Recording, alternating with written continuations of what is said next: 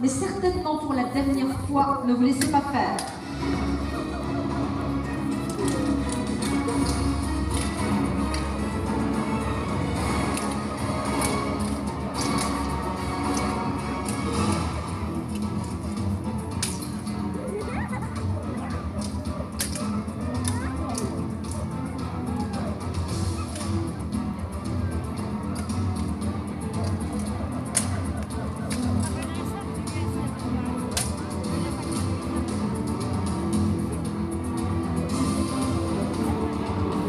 Bravo, Baradoc, tu l'as désarmé.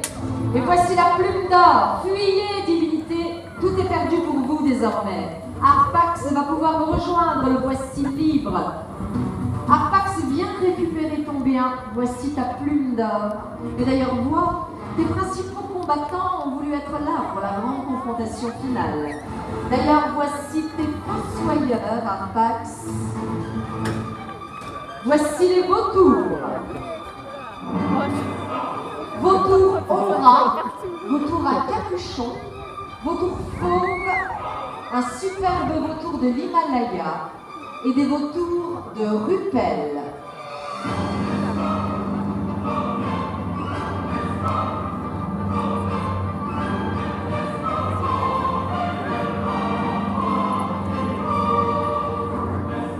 D'autres plus petits oiseaux se sont également invités. Ce sont des caracaras. Ils sont colorés, bruyants, mais surtout très intelligents. Ils n'hésiteront donc pas à venir se poser tout près de vous afin de réclamer de la nourriture. N'en ayez pas peur, ils ne vous veulent aucun mal, mais surtout, j'insiste bien, cachez vos paquets de pop-corn et de gâteaux dans des sacs bien fermés et n'en déposez pas sur vos poussettes.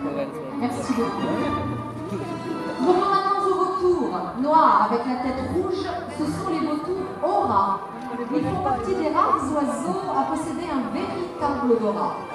Les petits vautours chauves à tête rose sont des vautours à capuchon et eux nous viennent d'Afrique.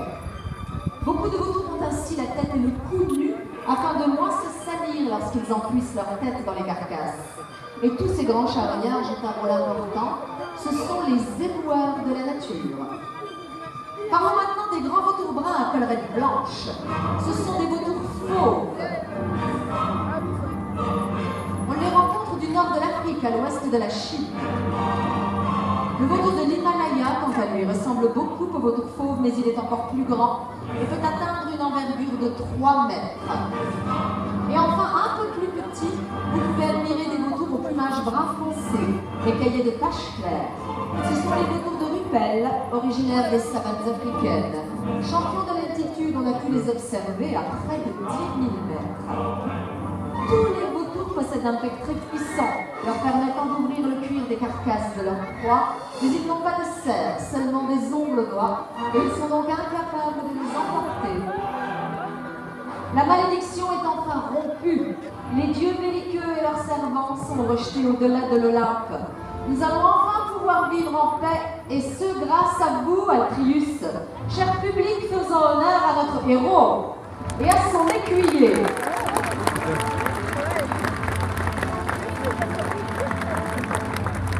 Là, mesdames, gentils messieurs, cette quête épique et mythologique prend fin avec ce joyeux dénouement. Je vous demanderai donc de saluer tous les fauconniers qui ont participé à ce spectacle et qui ont su vous démontrer leur grande complicité avec leurs animaux.